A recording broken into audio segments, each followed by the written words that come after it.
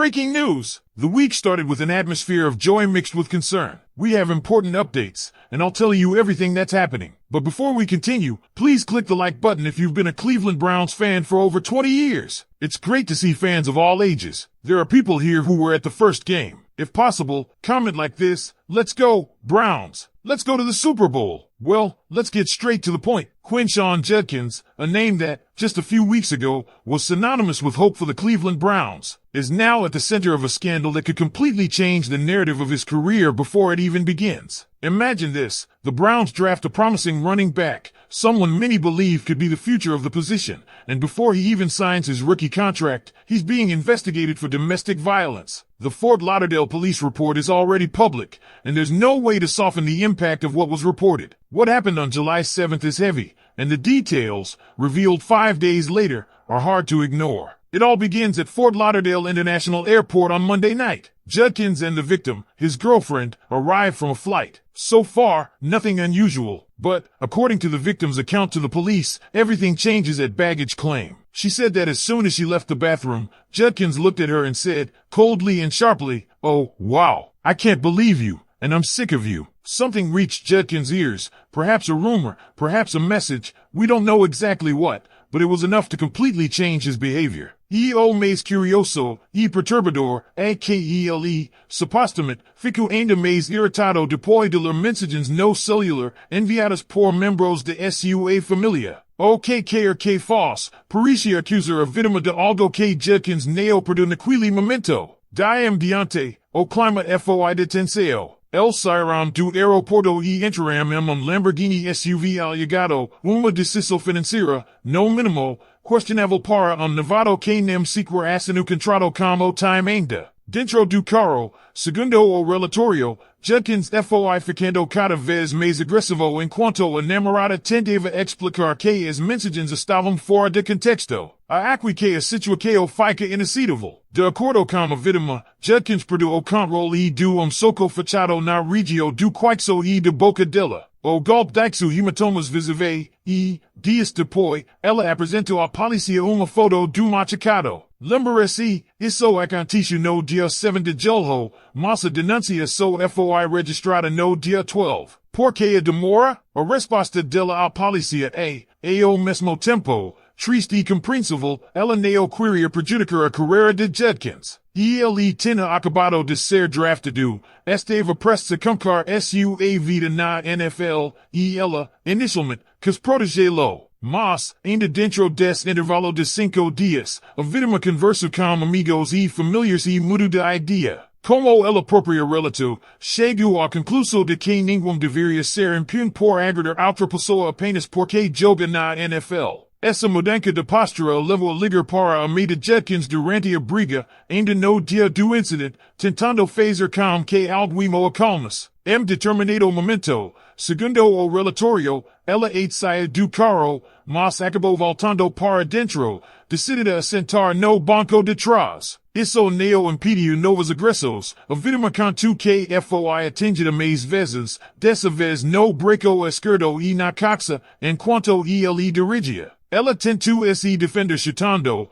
mas os hematomas nos braços e nas pernas foram fotografados e entregues como prova. A história só piora quando a gente segue acompanhando o que aconteceu depois. Em momento, Judkins parou em estacionamento do Burger King, onde a vítima desceu do carro, mas, de novo, acabou voltando. Quando entrou, teria dito claramente, "Don't touch me again." A frase marca o momento em que ela, finalmente, decide colocar limites, mas o dano já estava feito. E, claro, a pergunta que todo torcedor do Browns está se fazendo agora, o que vai acontecer com Judkins? E ele ainda não assinou seu contrato de novato. E, com essas acusações, é bem provável que o Browns esteja segurando qualquer negociação e entender melhor a situação. A previsão mais realista, e essa análise vem de como acompanha de perto os bastidores da liga, que, ele assignar, será contrato com pouquíssimas garantias financeiras. A NFL, por sua vez, pode aplicar uma suspensão de 4 a 6 jogos,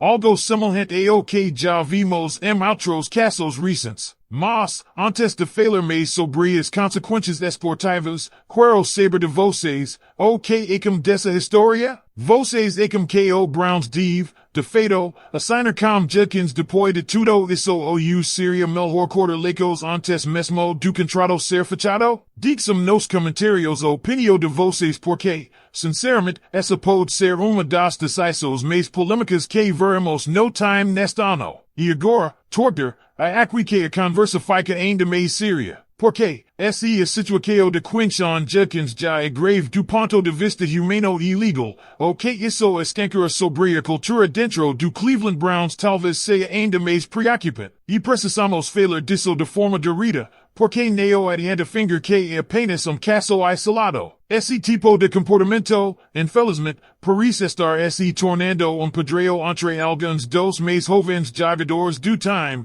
e a pergunta que não quer calar é, onde está a liderança? Judkins foi preso após ter seus direitos de Mirandalitos e, segundo o relatório, ele foi formalmente fechado no dia 12 de julho, 5 dias depois de agresso. Isso já coloca o Browns em uma situação constrangedora porque, tecnicamente, ele ainda não faz parte oficialmente do elenco, nem ha contrato assinado. Mas a questão que os torcedores precisam pensar é, porque, ano após ano, temos visto problemas disciplinares envolvendo jogadores que vestem essa camisa? E Judkins, de certa forma, só adiciona mais lenha a essa fogueira. Pensam nisso, não é o primeiro caso. Tivemos Mike Hall no ano passado, Perry Winfrey antes disso, e, recentemente, Jader Sanders também foi notícia depois de ser parado várias vezes pela polícia. E qual foi a resposta do Browns? Basicamente, nada. Mike Hall, por exemplo,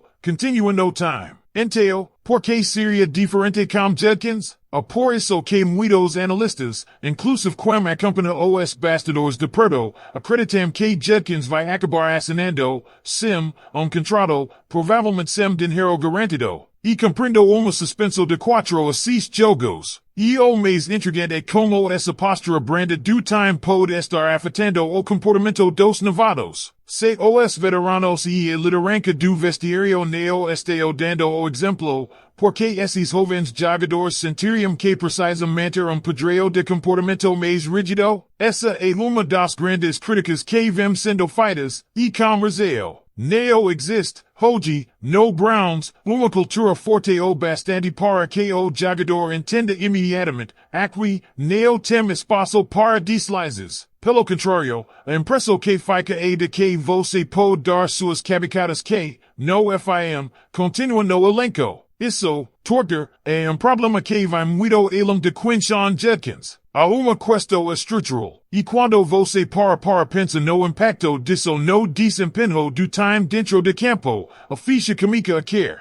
Time que tolera esse tipo de comportamento fora de campo, invariavelmente, carrega essa falta de disciplina para dentro de campo. Há o que alguns analistas chamam de efeito cascata de cultura fraca. E nós já vimos exemplos disso em outros times ao longo da história da NFL. Agora, falando especificamente do impacto esportivo imediato, esse Judkins realmente cumpre uma suspensão logo de cara, quando vai carregar o piano no jogo corrido? A resposta mais provável é Jerome Ford, com Dylan Sampson entrando como opção secundária. Mas sejamos honestos, isso não é nem de perto o ideal. Ford é bom jogador, mas não tem o mesmo potencial explosivo que muitos esperavam de Judkins. Sampson, por sua vez, está chegando agora, é calouro, e não dá para colocar tanto peso nos ombros dele logo de cara. A consequência disso pode ser ataque mais previsível e menos dinâmico nas primeiras semanas de temporada. E, claro, tudo isso ainda pode mudar se surgirem novos detalhes mais graves sobre o caso. Mas, basado no que sabemos hoje,